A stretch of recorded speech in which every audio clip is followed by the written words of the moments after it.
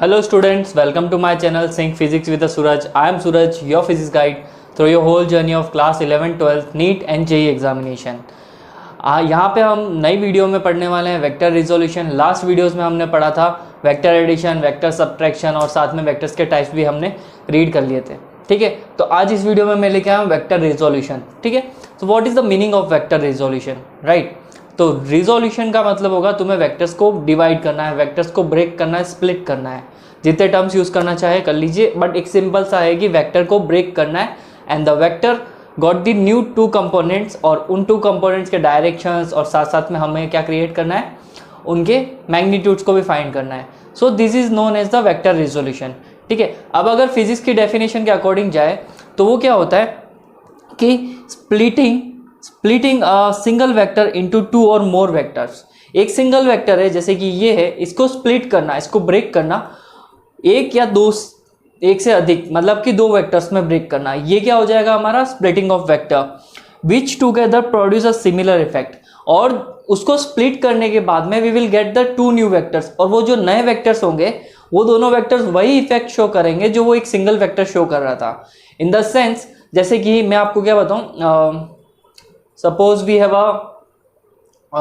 Have a wooden stick, right. Wooden stick की जो properties है, अगर मैं वुडन स्टिक को ब्रेक कर दूं then I also get the properties of the same wooden stick, right. तो सिमिलरली वेक्टर्स के केस में भी यही है, अगर हम वेक्टर्स का रिजॉल्व करते हैं, वेक्टर्स को ब्रेक करते हैं, then the new vectors also shows the property of a old vector. मतलब इफेक्ट सेम रहेगा, इसके डायरेक्शंस बदल जाएंगे और साथ साथ में क्या हो जाएगा, इसका मैग्नीट्यूड भी चेंज हो सकता है, लेकिन जो इफेक्ट शो कर रहा था हमारा पहला vector, after splitting it will also show the same effect, right.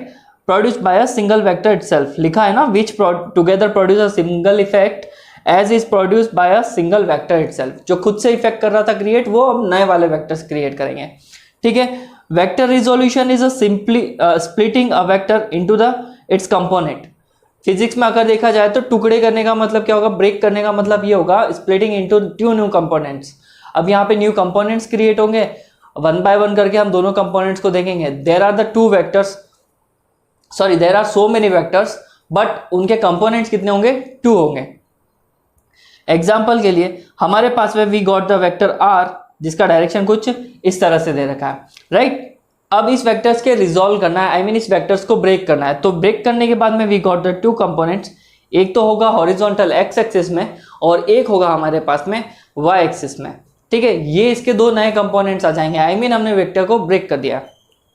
ठीक है, अब जो हमारा हॉरिजॉन्टल कंपोनेंट होगा उसका अलग डेफिनेशन है, और जो हमारा वर्टिकल कंपोनेंट होगा उसका अलग डेफिनेशन है।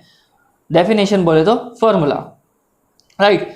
We will get the horizontal component by two new formulas. जैसे कि एक तो हम नॉर्मली निकाल देंगे, what is a horizontal component, what is a vector vertical component, right. एक हम निकालेंगे ट्रिग्नोमेट्रिक रेशियोज से, ट्रिग्नोमेट्रिक रेशियोज से भी आप कंपोनेंट निकाल सकते हैं। पहले तो आप एक बार नॉर्मल फॉर्मूला देख लीजिए। नॉर्मल फॉर्मूला क्या है हॉरिजॉन्टल कंपोनेंट का, it is the multiplication of magnitude vector into cos sine. ठीक है, ये मेरा वेक्टर आर है, इसका डायरेक्शन कुछ इस तरह से है। इसका अगर मैं हॉरिजॉन्टल कंपोनेंट की बात करूं, जो इसके साथ में इस तरह का एंगल बना रहा है, देखो ये मेरा हैंड का पाम जो है, it is the horizontal component, this pen shows the vector. ठीक है, और अगर मैं बात करूं इस तरह से, तो दिस शोज द वेक्टर, और ये मेरा जो पाम है अब क्या क्रिएट कर रहा है, वर्टिकल कंपोनेंट क्रिएट कर रहा है। तो जब आप हॉरिजॉन्टल कंपोनेंट की बात करोगे तो इस वेक्टर का magnitude multiply by cos theta, और जब आप वर्टिकल कंपोनेंट की बात करोगे then magnitude multiply by sine theta. तो आपका कुछ इस तरह से वेक्टर्स के कंपोनेंट आ जाएंगे। बट मैंने अभी आपको बताया था कि we will also find the vectors component by the trigonometry. तो चलो ट्रिग्नोमेट्री से भी हम इनको निकालने की कोशिश करते हैं।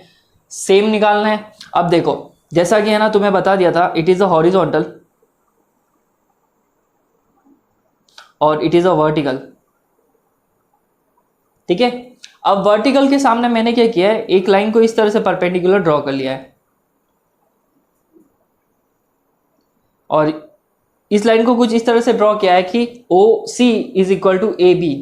सॉरी, आपको ए बी नहीं दिख रहा होगा, ए रहा। ठीक है, O C is equal to A B, right. तो कुछ इस तरह से हमने यहाँ पे इसका ट्राइंगल वगैरह बना के इसको एक तरह से पूरे स्क्वायर के फॉर्म में लिख दिया है, ठीक है। Every time a vector creates a angle with the horizontal component. आपको एंगल का ध्यान रखना है, वो एंगल हमेशा हॉरिजॉन्टल कंपोनेंट के साथ में ही होगा, ठीक है। जैसा आप यहाँ पे पीछे देख सकते हैं, यहाँ पे भी थीटा बन रहा है, क्या बन रहा है, हॉरिजॉन्टल कंपोनेंट के साथ पे। यहाँ पे थीटा क्रिएट हो रहा है, it is also created in a horizontal component, ठीक है। तो कुछ इस तरह से हमें क्रिएट करना है एक डायग्राम, राइट। अब ट्राइंगल ओ ए बी देखो, O A B is a right angle triangle, O A B right angle triangle है, तो साइन थीटा क्या हो जाएगा हमारे पास में, परपेंडिकुलर अपॉन हाइपोटेन्यूस।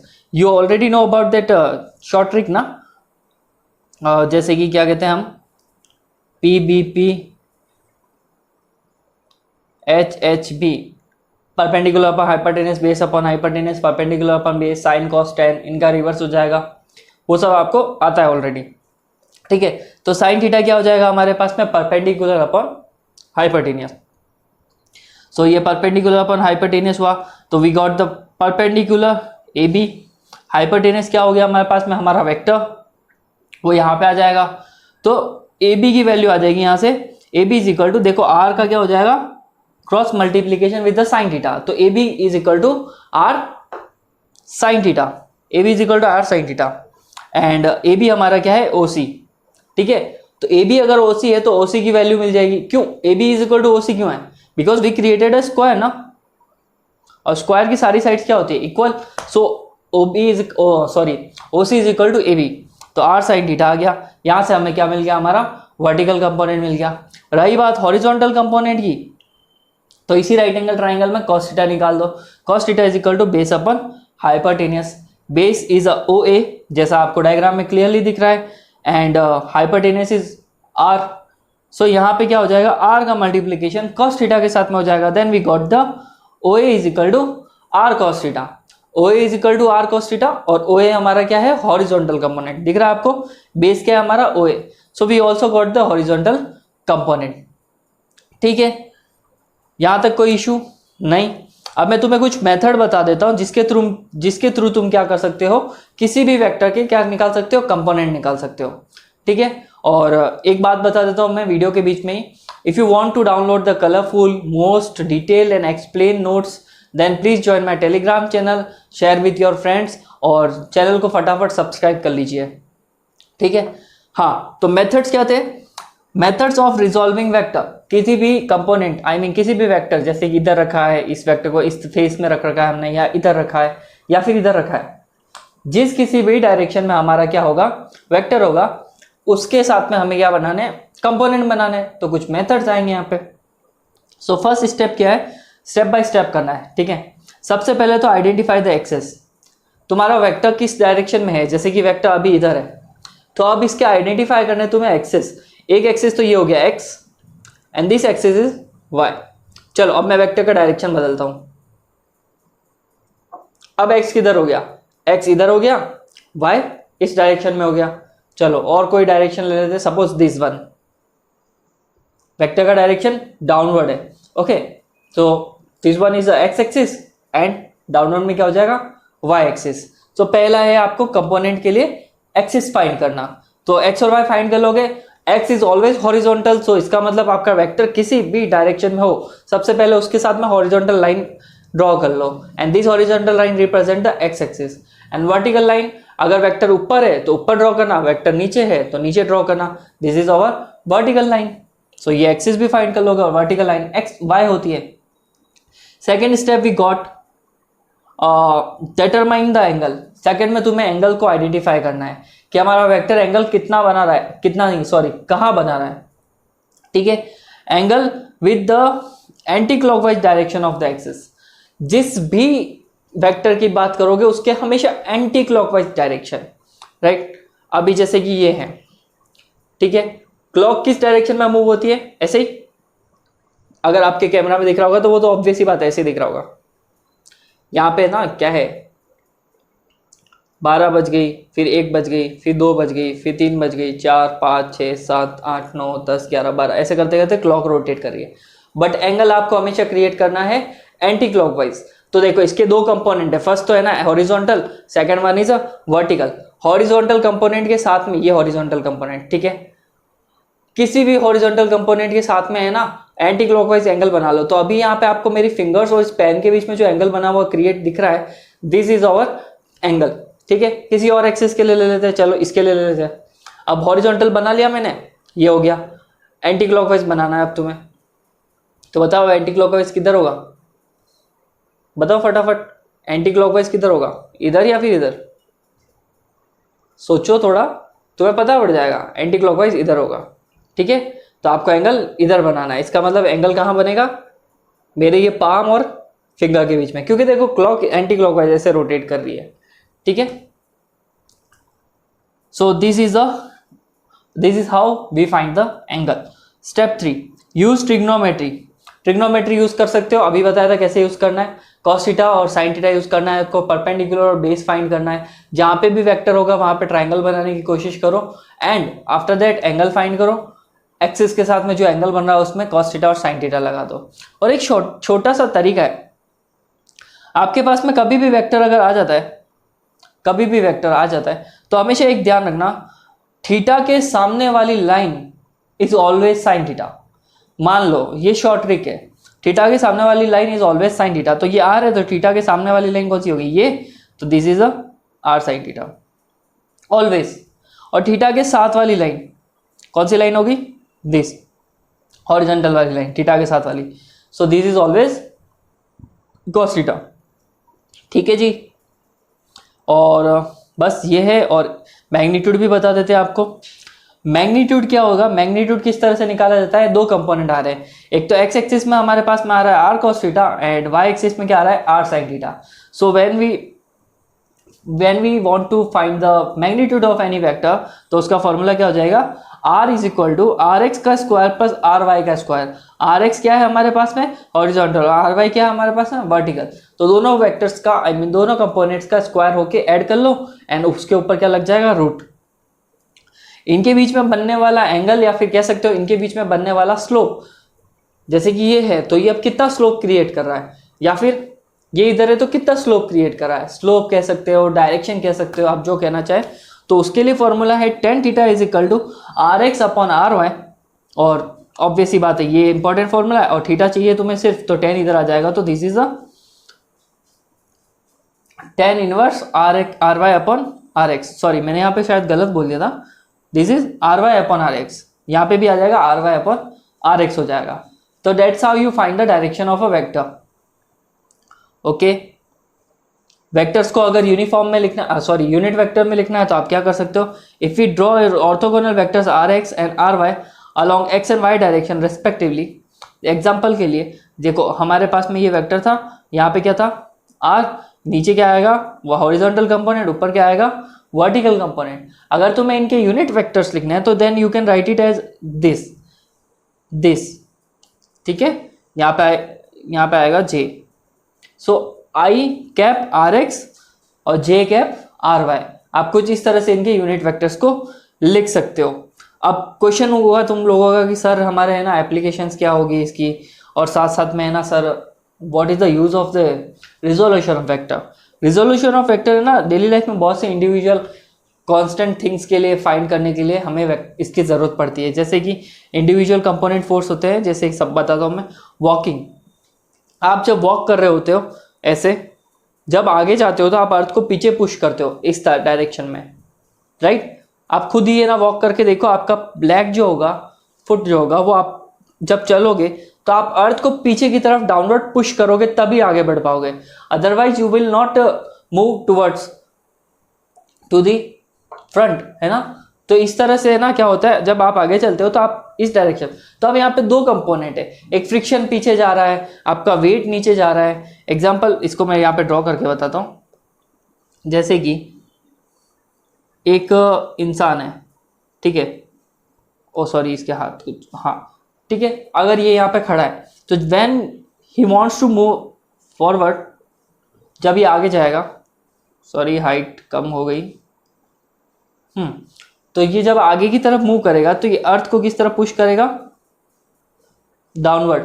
ठीक है, अब यहाँ पे देखो डाउनवर्ड पुश करेगा तो इसका फोर्स तो मेन यहाँ पे लग रहा है, लेकिन इसके ऊपर दो तरह के फोर्स और भी क्रिएट हो रहे हैं। एग्जाम्पल के लिए इधर लगेगा वेट mg, इस डायरेक्शन में लगेगा फ्रिक्शन।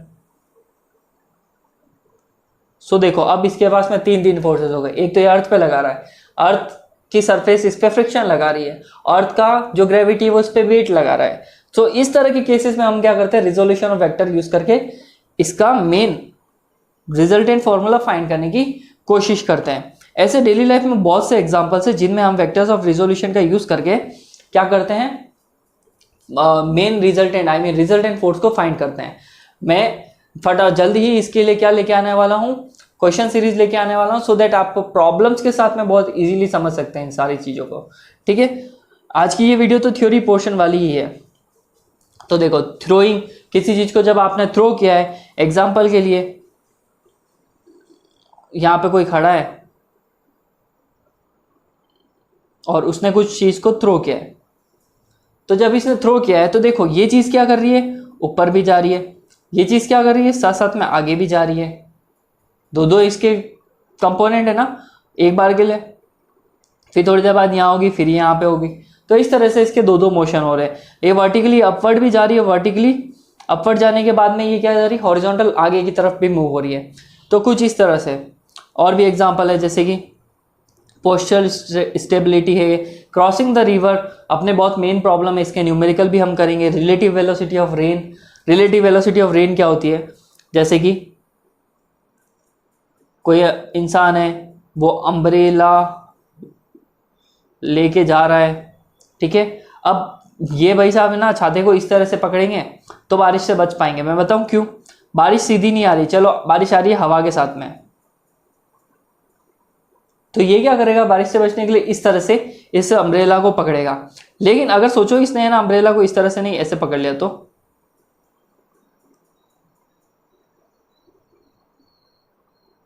ठीक है, अब जो बारिश होगी इसको है ना कहीं से थोड़ा बहुत गीला कर देगी।